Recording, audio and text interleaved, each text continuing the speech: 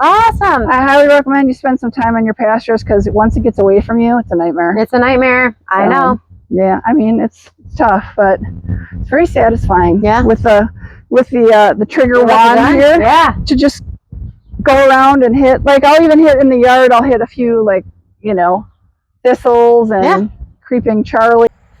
Hey guys, I'm Megan. And I'm Stephanie. And we are Barn Besties with farm fresh advice for you. So we are here to impart the knowledge that we have learned over the years of building and running barns so that you guys don't have to have the problems and the misery and the mistakes that we made. Hope you enjoy our videos. Make sure you hit the subscribe button, right? Right, and we hope to save you time and money on your new adventures. Absolutely. Hey guys, I'm Megan. I'm Stephanie. We are Barn Besties with Farm Fresh Advice. So we're talking today. What are we doing? We're talking pasture maintenance. Tell me about this. So obviously with grass you need a lawnmower. So this is a garden tractor.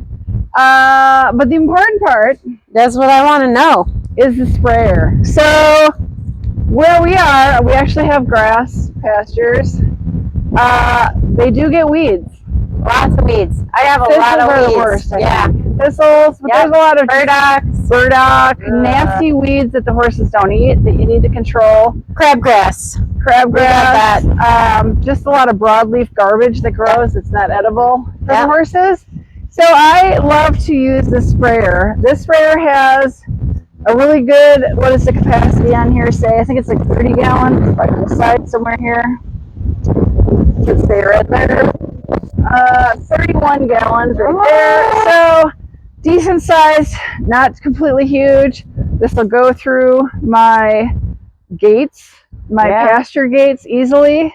These are what's called the sprayer booms. I have them right now in the off position because not using them, but you lock them out and they'll hold straight. And then you can turn the sprayer's nozzles on and off. I'll do it right here. Oh, fancy. So you have them out, and then I just have the electric on here, but you just turn these. It's just a typical hose shut off. When they're in line with this, they're on. When they're not in line, they're off. Yep. Again, I just keep them kind of so you don't catch them on anything.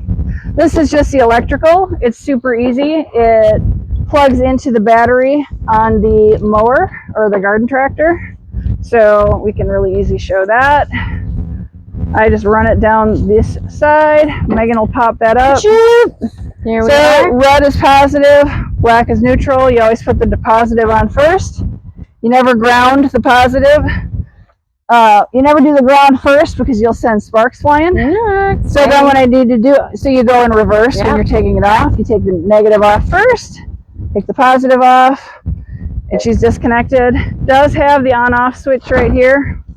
So you turn it on, turn it off, super easy.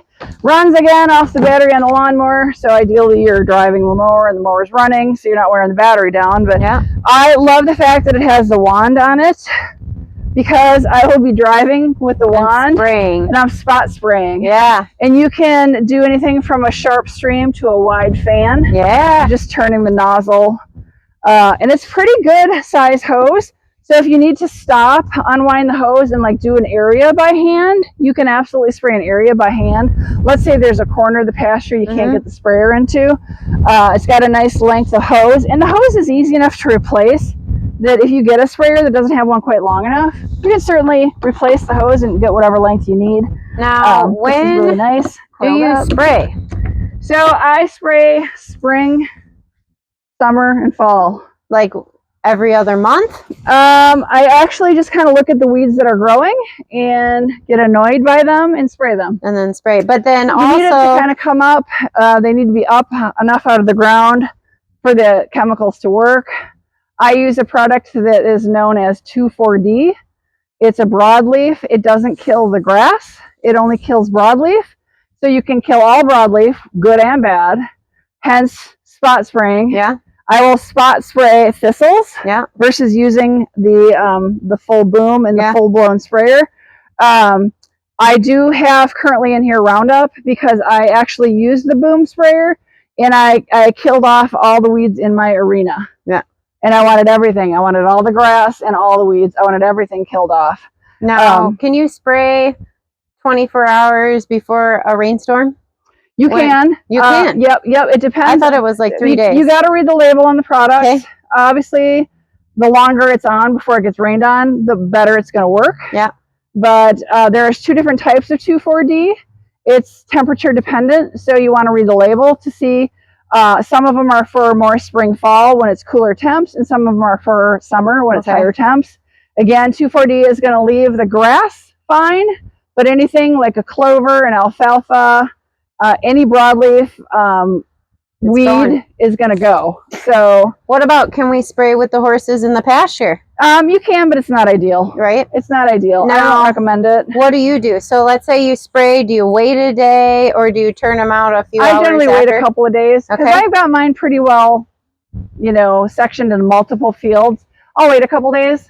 But like I said, I generally am spot spraying in my pastures, and I'm specifically targeting a plant. Yeah. Usually it's thistles. Yeah. Yep. So there's not widespread chemical. Yeah.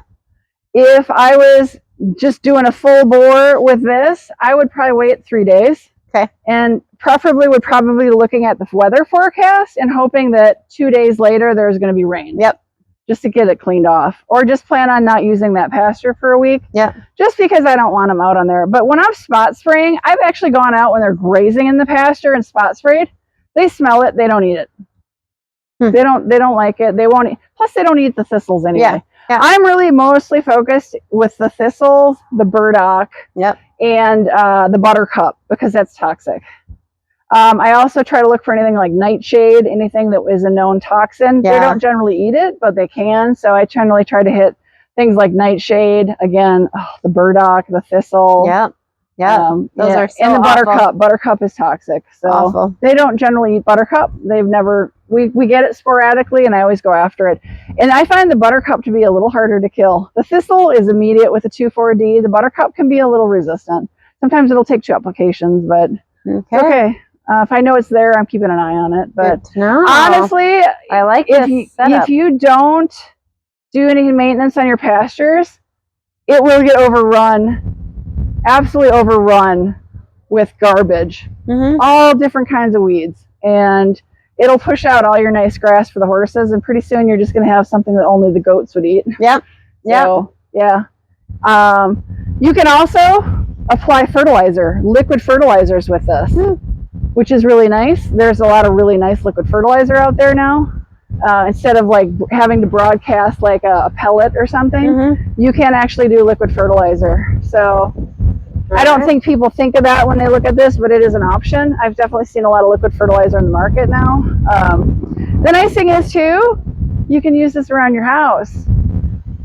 So you can spray weeds around your house if you want your house to look pretty. Oh, fancy. Because it is the garden tractor. Yeah. You know, the bigger farmers in bigger pastures, you're going to probably have them come in with a bigger commercial sprayer. But because my pastures, and I think yours are too, pretty small, this is the lay of the land.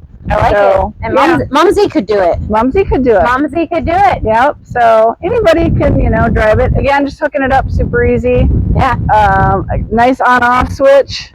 Like I said, I just kind of keep these connected so they don't fall off and go crazy. They don't drag on the ground because they're you want them to be in nice condition. But you can get different size sprayers. I will tell you, you can get sprayers that will fit on the bed of your UTV. I've seen those. Actually, we had one for a while. So you can get bigger sprayers. You can get smaller sprayers. You got to kind of decide, how big or little you need. That's always think of, you're going to need bigger in the future. Try to buy largest capacity you think you'll need.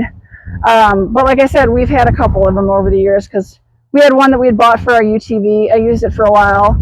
It was a little too big and cumbersome. I actually prefer this. You can kind of get into tighter spaces. And turn it around. Yep. Easy peasy. Easy to connect in. If Mr. Cameraman wants to see how it connects in, come around over here. It was just literally a little hitch. that you can just undo right here. There's a little pin, which I probably have it really pretty tight, but pop that pin out. It's super easy. You can see if you back up, it's not full. There's definitely some liquid in here, but you see how easy it is for me to move it. So when it's not full, it's super easy for me to just pull it out and connect it. Love it. It's a little bit more challenging. It's pretty well weighted, but when it's full up, it's a little bit more challenging. So I got a little pin in there, easy to go. So you want to make sure going into winter, you empty it and then you buy a gallon of RV antifreeze, which is a natural antifreeze that they use in all campers and RVs. And you run it through the hose and through the sprayer to make sure that nothing freezes and cracks, because otherwise you're going to be replacing all your hosing. Everything will crack. That's a great idea. You do need to, unless you got a heated garage, but otherwise you need to remember to drain it and then run some RV antifreeze through it. Perfect. So otherwise you're doing kind of repairs you don't need to do. So it's just awesome. Simple tires that inflate. I check them every spring to make sure that they're up for carrying the weight of the the water that's in here. Super easy. I pull it up to a hydrant and a hose, fill it up. Just fills up with this nice big huge opening here, and put my chemical in there. I always wear gloves. And she's good to go. That's awesome. Easy peasy. I highly recommend it. Awesome. I highly recommend you spend some time on your pastures, because once it gets away from you, it's a nightmare. It's a nightmare. I know. Yeah, I mean it's tough, but it's very satisfying. Yeah. With the trigger wand here. Yeah. To just go around and hit. Like I'll even hit in the yard. I'll hit a few thistles and creeping Charlie. Oh, creeping Charlie is, once that stuff goes out of control, it'll take over your whole pasture. And they don't eat it. No creeping Charlie, people. Yeah. Be on the lookout. Yep. It's just another invasive, nasty weed that's not really edible. So just like that. Yeah. All right. Let us know if you got questions. What about you? Any questions, Megan? No, I think this is brilliant. Yeah. Thank you, Steph. Yeah.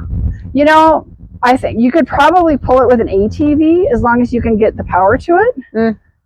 This is a certain length. I did buy a new one of these because the old one was getting pretty old. But as long as you can get power to it, you wouldn't even need a garden tractor. I think you could pull it if you had an ATV. You could pull it with that. Yeah, I like this. So this will get easy. The little areas. The corner, the ATV. You can mow while you're spraying. Yeah, 2-in-1, people. Actually, you probably don't really want to do that, because you want the weeds to be substantially grown, so all the chemical gets on them. Yeah, that's But Yeah. But yeah. So okay, thanks everybody. Let us know what questions you have down below in the comments. Please hit the subscribe button and the like button, and we appreciate your time so much. We'll see you on our next video. Bye, Thanks, guys.